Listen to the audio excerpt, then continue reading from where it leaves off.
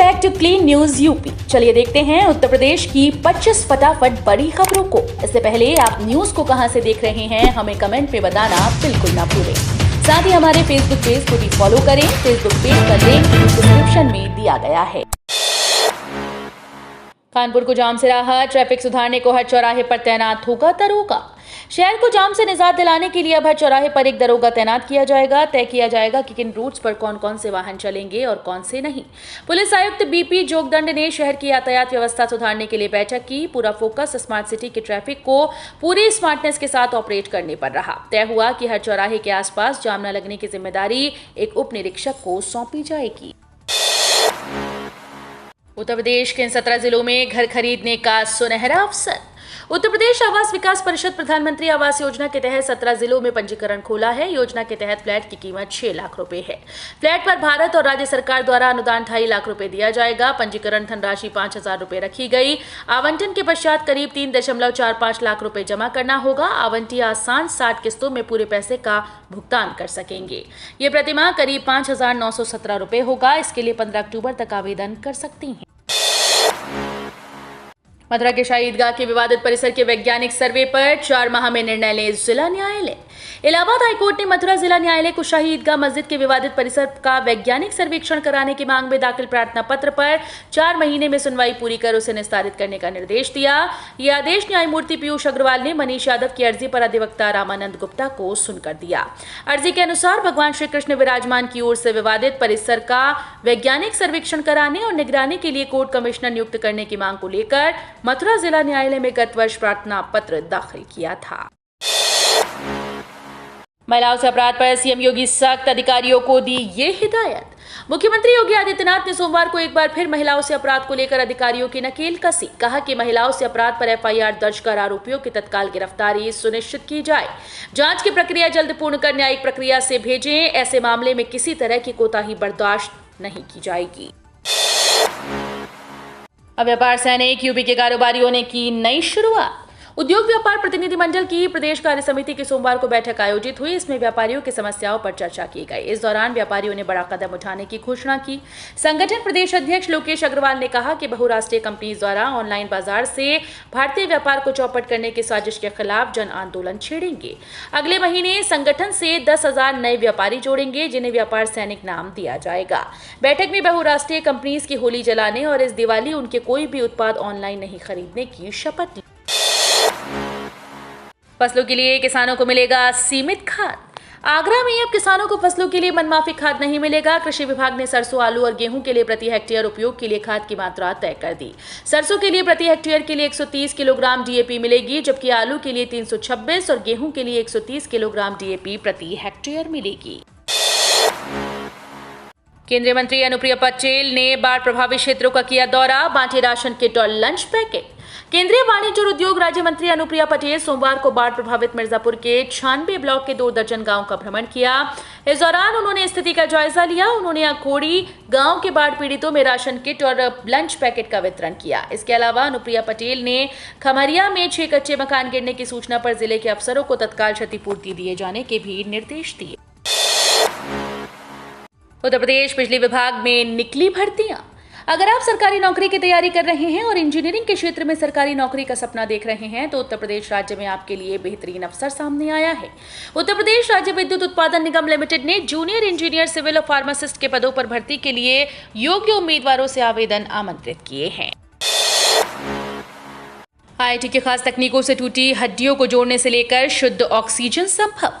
IIT की नई तकनीक से टूटी हड्डियों को जोड़ना अब आसान होगा। यही नहीं, जहां बोन रिप्लेसमेंट की जरूरत होगी वहां भी ये तकनीक कारगर साबित होगी। इससे हड्डियों के बीच आए खाली स्थान को भी हड्डी से ही भरा जा सकेगा। जल्द देश भर के अस्पतालों में मरीजों को लाभ मिलने लगेगा, क्योंकि आईआईटी कानपुर ने इसका लाइसेंस कमर्शियल कंपनीज को दे दिया।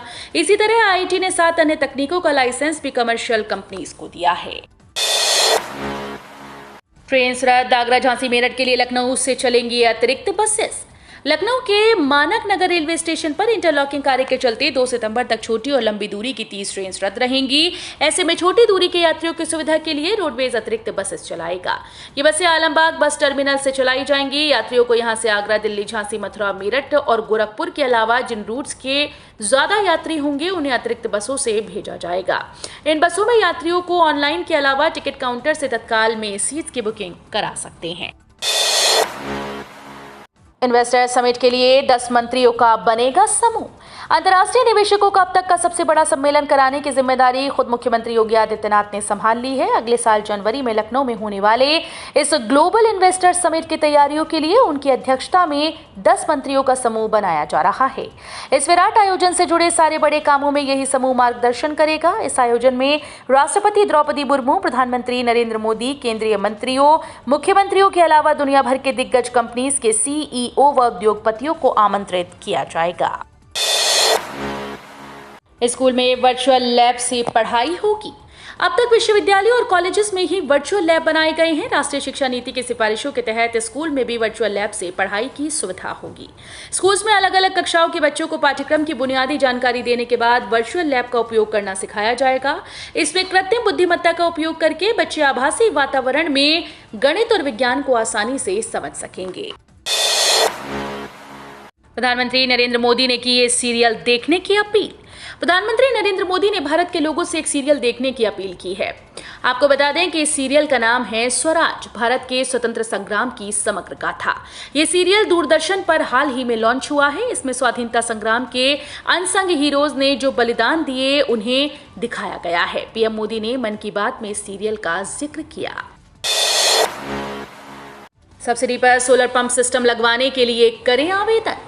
सौर ऊर्जा को बढ़ावा देने के लिए सरकार की ओर से पीएम कुसुम योजना की शुरुआत की गई। इस योजना के तहत किसानों को सब्सिडी पर सोलर पंप उपलब्ध कराए जाते हैं। इससे वे खेत की सिंचाई का काम आसानी से कर सकें, वहीं अतिरिक्त बिजली उत्पादन कर उसे ग्रिड को बेचकर पैसा कमा सकें। इसी के साथ आम नागरिक को भी बिजली बिल में कमी लाने के लिए सौर ऊर्जा पैनल मकान की छत पर लगाई जा रही हैं। सौर ऊर्जा को प्रोत्साहित करने के लिए सरकार की ओर से कुसुम योजना का संचालन किया जा रहा है। इस योजना में आवेदन की तिथि 24 अगस्त थी, जिसे अब 31 अगस्त 2022 तक बढ़ा दिया गया है। सरकार का बड़ा फैसला, मैदा सूजी के साथ गेहूं के आटे के निर्यात पर लगाई रोक।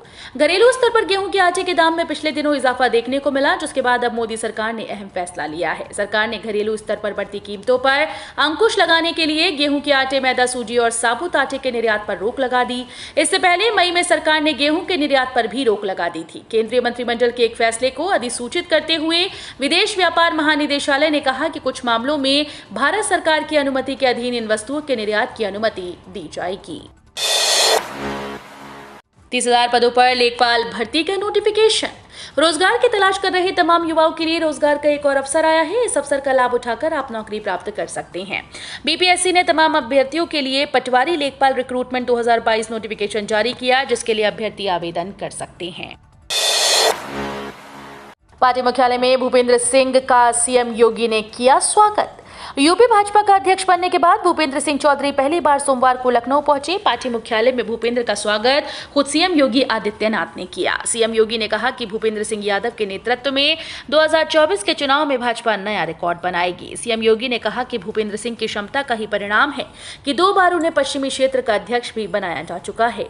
योगी ने कहा कि बूथ स्तर से लेकर प्रदेश स्तर तक के संगठन को बखूबी संभालने की योग्यता रखने वाले भूपेंद्र को हर कार्यकर्ता जानता है। राष्ट्रपति मुर्मू से मिली बसपा प्रमुख मायावती, कहा विपक्ष पर इशारों में निशाना। बहुजन समाज पार्टी अध्यक्ष मायावती सोमवार को राष्ट्रपति द्रौपदी मुर्मू से मिली। मुलाकात की तस्वीरें ट्वीट करते हुए विपक्षी दलों पर इशारों में निशाना साधा। मायावती ने समाजवादी पार्टी या कांग्रेस का नाम लिए बगैर कहा कि थोड़ा और सही और सार्थक प्रयास किया जाता तो अनुसूचित जनजाति से ताल्लुक रखने वाली राष्ट्रपति द्रौपदी मुर्मू सर्वसम्मति से चुनाव जीतकर एक नया इतिहास बना सकती थी। जनधन खाते से कभी भी निकाल सकते हैं 10,000 रुपए। मोदी सरकार ने साल 2014 में देशवासियों को बैंक से जोड़ने के लिए प्रधानमंत्री जनधन योजना की शुरुआत की थी। इस योजना के तहत कोई भी अपना बैंक खाता जीरो बैलेंस पर खुलवा सकता है। अब सरकार ने इस योजना में कई बदलाव कर दिए। योजना के तहत जिन लोगों ने खाता खुलवाया, अब वे लोग इन खातों से 10,000 रुपए तक का अमाउंट प्राप्त कर सकते हैं। जियो की घोषणा, दिवाली तक 5G शुरू हो जाएगा, मुकेश अंबानी ने कहा। उद्योगपति मुकेश अंबानी ने घोषणा की है कि इस दिवाली तक देश में 5G सेवा शुरू हो जाएगी और दिसंबर 2023 तक समूचे भारत में ये सेवा उपलब्ध होगी। नई और बेहतर सेवाएं देने के लिए 5G प्रौद्योगिकी लागू करने की घोषणा की। उन्होंने कहा कि रिलायंस 5G सेवा की शुरुआत पर 2 लाख करोड़ रुपए के निवेश के लिए प्रतिबद्ध है और प्रमुख शहरों में इस साल दिवाली तक 5G सेवा शुरू हो जाएगी। उन्होंने ये भी कहा कि बेहद सस्ता 5G स्मार्टफोन विकसित करने के लिए गूगल के साथ काम कर रहे हैं। मेरठ में बीमारियों का कहर, लंपी वायरस से 2 पशुओं की मौत। लंपी वायरस के चलते जिले में लगातार गौवंश संक्रमित हो रहे हैं। अब तक 512 गौवंश में इसकी पुष्टि हो चुकी है।